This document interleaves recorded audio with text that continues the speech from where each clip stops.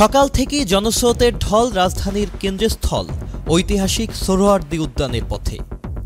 এই পদযাত্রা মানবতার পক্ষে, গণহত্যার বিরুদ্ধে সরব এক প্রতিবাদ। কেউ হাতে তুলে নিয়েছেন ফিলিস্তিনের পতাকা, কেউ বা ফেস্টুনে লিখেছেন গাজা রাফাবাসীর বেদনার গল্প। কারো কপালে সেটে আছে প্রতিবাদের বার্তা। উদ্যানটি যেন রূপ নেয় এক টুকরো ফিলিস্তিনে। রাজধানীর বিভিন্ন প্রান্ত থেকে ছোট বড় মিছিল নিয়ে মানুষ ছুটে আসছেন মার্চ ফর গাজা কর্মসূচিতে যোগ দিতে।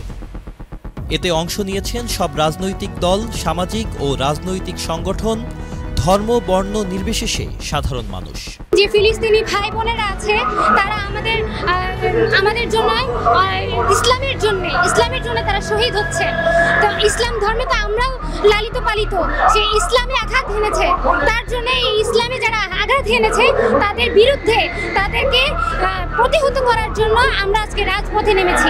ইসরায়েলি পণ্য এবং সারা বিশ্ব ইসরায়েলি পণ্যকে ইসরায়েলেরকে যারা সহযোগিতা করতেছে সে সমস্ত দেশের পণ্যকে আমরা বর্জন করার জন্য আহ্বান জানাচ্ছি। বাংলাদেশ থেকে ৫৫০০ কিলোমিটার দূরের ফিলিস্তিনের জনগণকে রক্ষায় একাট্টা হয়েছেন বাংলাদেশিরা। বাংলাদেশের এখন উপযুক্ত সময় আলেম সমাজ, বিশিষ্টজন এবং রাজনীতিবিদ সবাইকে ঐক্যজোট হয়ে ফিলিস্তিনি পণ্যের বিরুদ্ধে বয়কট ঘোষণা করতে হবে এবং এটাকে একটা জাতীয় ইস্যুতে রূপান্তর করতে হবে। আমরা অনেক দূর, ফিলিস্তিন থেকে আমরা অনেক দূর, তারা খুবই মজলুম, খুবই অত্যাচারিত। বয়কট ছাড়া আসলে আমাদের কিছু করার নাই। তাদের বিশ্বাস, ইসরায়েলি আগ্রাসন বন্ধ করতে হলে তাদের মদতদাতা দেশগুলোর পণ্য বর্জন করে অর্থনৈতিকভাবে চাপ সৃষ্টি করতে হবে। Sajid Abdullah, channel I.